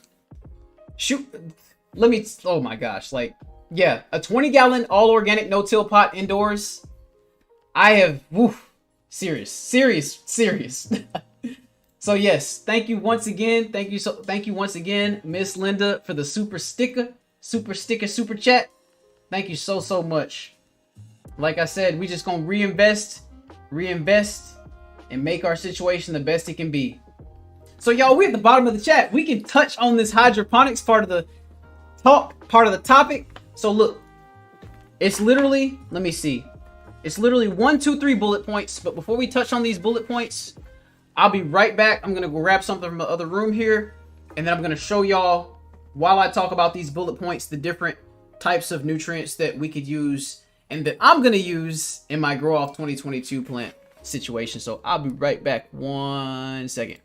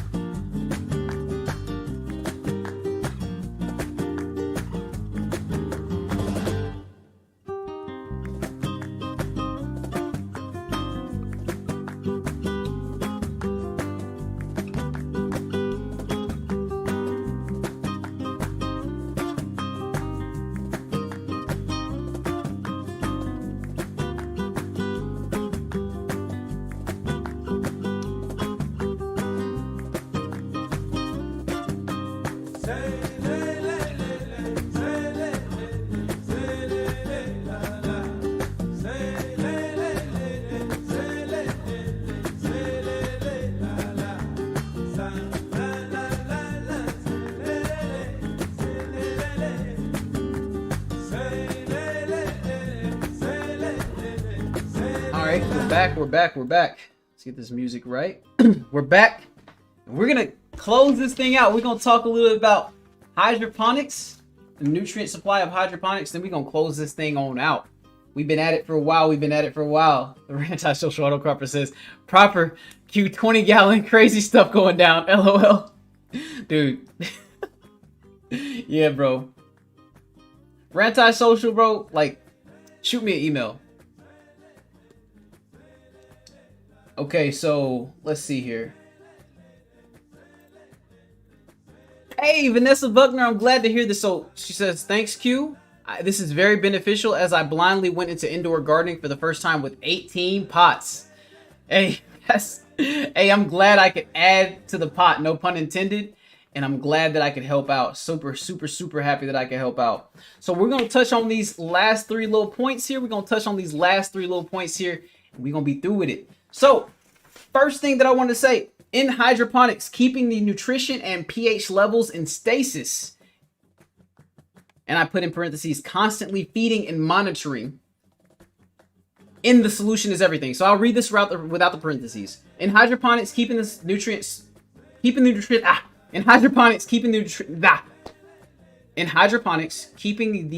nutrition solution and the pH levels in stasis is everything.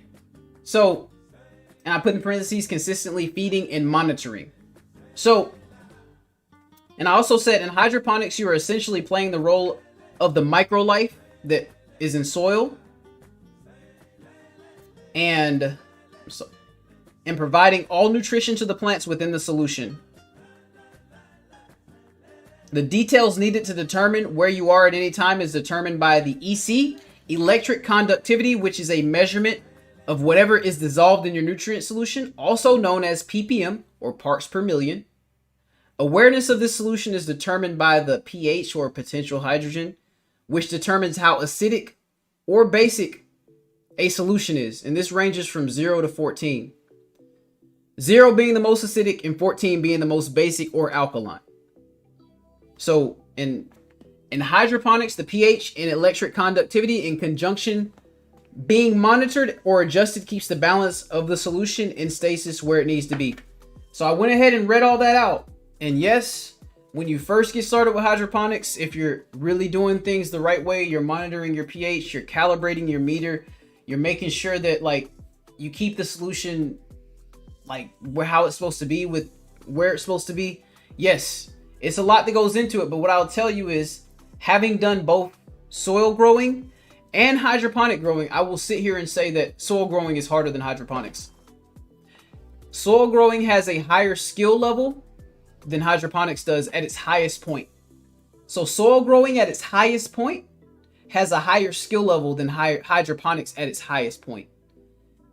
The beginner point of hydroponics is higher than the beginner point of soil. So if I had to say the beginner point of hydroponics right here, well, the beginner point of soil right here, the beginner point of hydroponics right here, the high point of soil right here, and the high point of hydroponics right here. So basically, once you learn pretty much the bulk of what you need to know for hydroponics, it becomes massively redundant, like to the point where you're doing the same thing the whole time through. And yes, so GC Junior Grows Alaska says something important. He says hydroponics is less forgiving than soil when adding solution. Soil is a buffer. 100%, 100,000 million %. So what I wanted to do before we actually closed it out and everything, because the hydroponics, like I said, I wasn't going to break heavy into it because basically it's a lot to talk about, and we're going to make an actual live specifically for that. But what I will do is I will show you the first product. In fact, I'll show you this product first. I'll show you the first product that I plan to use hydroponically in my growing situation for the MIG Grow Off 2022. And I say hydroponics because I'm growing in coconut coir. So when you use hydroponic nutrients in coconut coir and you only use hydroponic nutrients in coconut coir, the coconut coir is actually considered hydroponics as opposed to a soil or a soilless media. Yeah, hydroponics is really technical when you start out for sure. But so check this out, y'all. So this right here is called ocean solution. And people will use this to grow microgreens a lot. But you see the ratio 2:0:3. You can actually use this in combination with other nutrients to actually bring the level of other nutrients that you use down. So this stuff is actually derived from ocean minerals. It has no man-made, it has nothing man-made inside of it. Let me hold this steady. Has nothing man-made inside of it, and it's an all-natural plant solution concentrate. So I'm gonna bring y'all to the back here so y'all can kind of see some of the stuff that's going on back here. Maybe you can actually read it.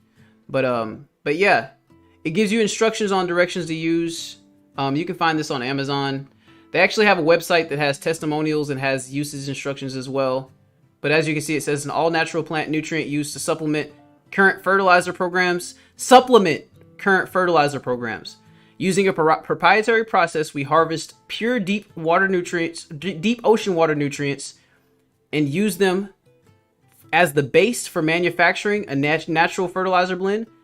This base is combined with natural sources of nitrogen and potassium to encourage health in both plants and soils. So this is called ocean solution. People will use this to grow microgreens full term a lot. But what I do when I'm using this stuff right here is I'll use this in combination with this guy right here. So Dynagrow is, I don't know if I'd call it biased, but this is the best liquid hydroponic nutrient that I've ever used. The most consistent, and it's the most stable. Like a lot of nutrients that I've used in the past has a problem with stability in the sense that when you start adding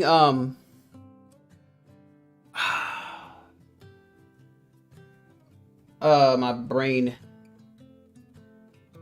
So Protect. When you add this stuff right here, Protect, that's basically like potassium silicate. So when you add potassium silicate to most nutrients, you get this like crystallization. You could literally add your potassium silicate first or last with this particular nutrient. Every other particular hydroponic nutrient that I've ever used, if I don't apply my potassium silicate first, it will literally turn into like rocks inside the solution and the calcium will fall out of the solution. But with this, I've never, ever had calcium crystals inside of my reservoir. I have never had calcium crystals inside of my reservoir with Dynagrow 795 or Foliage Pro. Foliage Pro is more for greens, but this is a more balanced blend. So the Everyday Life of an OCDist chick, Nikki, she said 795 is a general blend for growing plants in general, right? It'll grow pretty much any plant, and she's right about that. But what I like to do is I like to cut this literally in half, and I like to use that guy down there that I showed y'all before this. So y'all, like, it's some good stuff in combination with each other. And y'all are gonna see how good it is come this MIG Grow 2022. So let me go ahead and say my last little thing in the notes, and we're gonna be in the chat for the rest of the way. So that's it for now, everyone. We'll be doing more dives into the fine details of indoor growing with future lives. But please be sure to email me at lioncrestoutdoors.com with questions about today's topic or suggestions for topics in the future, y'all. So I wanted to leave y'all with a quote tonight. Never mind.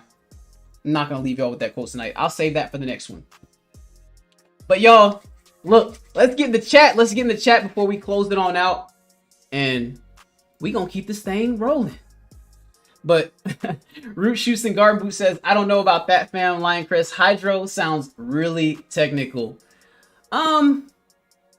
It took me about 2.5 years to really learn soil growing on a somewhat high level. But it's hard for me because once I learned soil on a high level, I was able to understand hydroponics on an even higher level.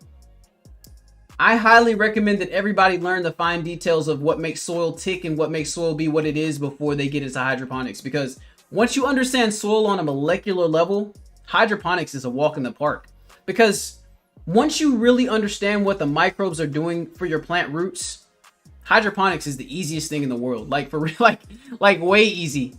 The biggest thing about hydroponics that I will say is if you have your pH meter calibrated, you can't go wrong. Because all it is then is just adding this and then adding this to make sure that you hit this special number. And then you check your ppm meters. Okay, we're looking good. Water the plants. Whether it be through irrigation or whether it be through your hand watering. And that's just for coconut coir. I'm talking about coconut coir. But if you're talking about for just deep water culture based hydroponics, you just change your reservoir out change your water. Like you'll change your reservoir out either on a consistent basis, like every 4 days, or you'll measure your levels to see your ppms drop, and then you'll change your reservoir then. So, but when you change your reservoir, you're changing it to whatever solution that you're gonna mix completely right then and there. So it's not like you're doing anything magical. You're doing the same thing every single time. You're legitimately doing the same thing every single time until you hit a new phase of plant growth. Then you do the same thing every time with that particular thing.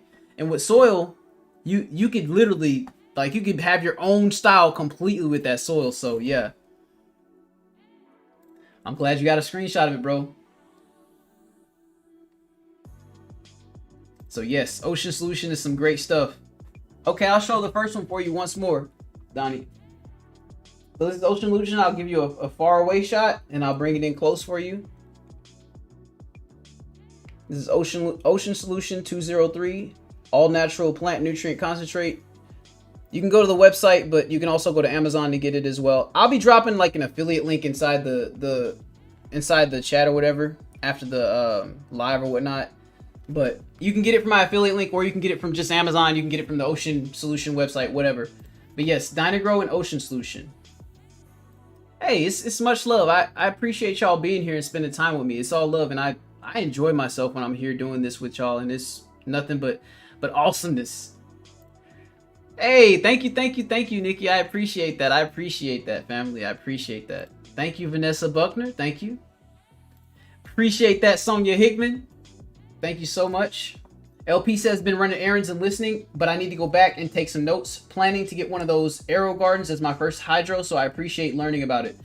And I'll go ahead and, like, the next live that I do, I'll kind of do a more deep dive into hydro, into some of the fine details about hydro, unless somebody gives me another suggestion. But I'll do a nice little deep dive on hydro and try to break it down into easier parts to understand, so that as people do get into more indoor growing, if they do decide to do hydroponics because they want to kind of get away from the bug life and stuff like that, that's fine. I'll give you the option for that. So just stay tuned. At Home with Cherie says, my indoor gardening has been super simple. Thankfully, thanks for sharing all of this and your experiences. Hey, it's all love, and I'm happy to share my experiences and happy to share this information because it's gonna help whoever needs it. So Vanessa Buckner says, going to try those 2 liquids. You're gonna love them. And on the next live, I'll kind of go into more detail about ratios, about how much of this you should use, how much of that you should use, based off of whatever situation you're growing in, and some of the details that might actually have you do this as opposed to that. Some of the different things that you might run into when you're actually trying to figure out the critical thinking aspect of what you're doing. So yeah. Sarantai Social Autocropper. What's the grow competition? The grow competition is the MIG Grow Off 2022. If you go to Broke Farmer's channel, you'll see that he has a video called the MIG Grow Off 2022. And all you got to do is watch that video, listen to the details of that video, shoot Broke Farmer an email, and then on January 1st, well, I think it's January 2nd, we're going to actually have like the live or whatever, but we're going to have like a live where we do like a random team picker to where we essentially get the team split up and we get everybody into where they're going to be. But we got 4 different teams. I got 1 team.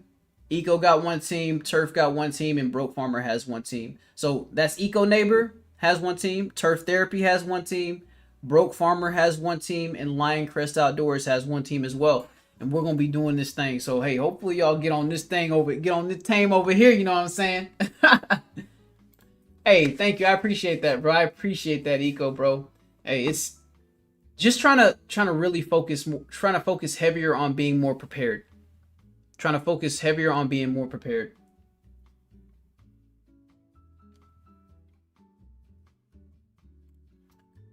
Cassandra Dominique says, thanks, Farmer Q. This is a very interesting and informative chat. I always learn so much in these chats. Yes. Hey, I love to hear that. I love to hear that. So Gardening and Holistic Fun says, I have that ocean solution, had it for years, but have not used it for years. Do you think it's still good to use? Yes. Yes, especially, so yeah, for sure it's still easy. So the main, like what they use as the main component is literally like ocean water that they have processed to essentially like, they've taken certain things out and made sure that it's perfect for what it needs to be used for. As long as you don't have too many like floating crystals inside of the thing, as long as it's relatively how it looked when you got it. In fact, on the website, one of the questions that they do answer, does this product ever run out? Like, does it have a shelf life? And then they say, the company themselves says, no, this product lasts indefinitely. So take that for what it's worth. Hey, Violagram, have a wonderful night. It was super awesome that you could be here. Super awesome that you could join us. Same to you, Maria Jackson. I'm so happy you could join us on tonight. Much love to you and have a wonderful night. Bruce Shoots and Garden Boo says, very informative. Thanks for letting me get through the drive. Great info. I love to hear that. I love that people are using the live to actually coast through whatever they're doing in their productive life. Tiffany QDU says, which translates to, it's going to help me because Lord knows I need it. Hey, I got your back. I got your back, fam. Hey, with the hashtag. Hey, I appreciate that. I appreciate that. Hey, y'all, just for experiment's sake, drop a hashtag Lioncrest Outdoors in the chat. Help the algo with it. Help the algo with it. Hashtag Lioncrest Outdoors. Just give me, hey, if you thought this was a good live and you thought and you want to see this live happen next week and have more information brought to you with what I was gonna actually show y'all tonight, there's more. Yes, there's more. Like, I have more that I wasn't able to show y'all because, man, I couldn't figure it out fast enough. But next week, we got some dope, awesome things coming. I'll just say this. I'll be able to show y'all examples. I'll be able to show y'all examples next week.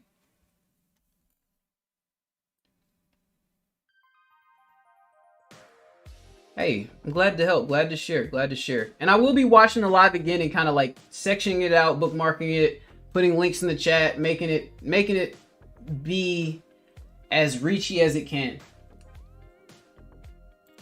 So Patricia Roberts says, yeah, definitely need a bit more info for feeding hydroponic plants. Grew some lettuce hydroponically.